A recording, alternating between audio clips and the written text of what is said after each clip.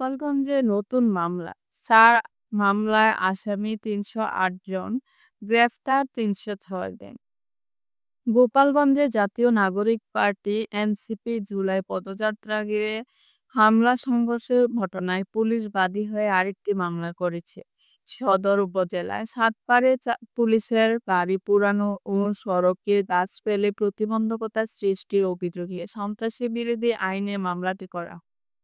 গতকাল শুক্রবার রাতে সদর থানায় উপপরিদর্শক এসআই শামীম আলম মাহমুদ বাদী হয়ে ৫৪ জনের নাম উল্লেখ করে ও অজ্ঞাতনামা ৩৫০ জনকে আসামি করে মামলাটি করেন।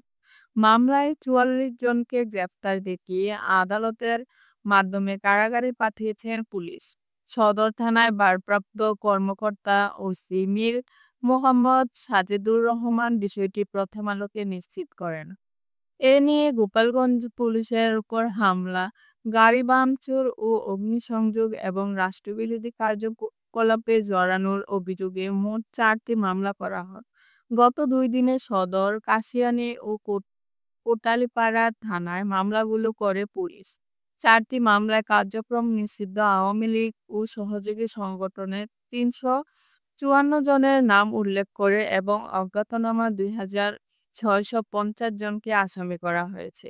এ ঘটনায় গত বুধবার থেকে আজ শনিবার দুপুর পর্যন্ত জেলা বিভিন্ন স্থানে অভিযান চালিয়ে ৩০৬ জনকে গ্রেফতার করে আদালতের মাধ্যমে কারাগারে পাঠিয়েছেন আইনশৃঙ্খলা রক্ষাকারী। এর মধ্যে গত ২৪ ঘন্টায় ১১৯ জনকে গ্রেফতার করা হয়েছে।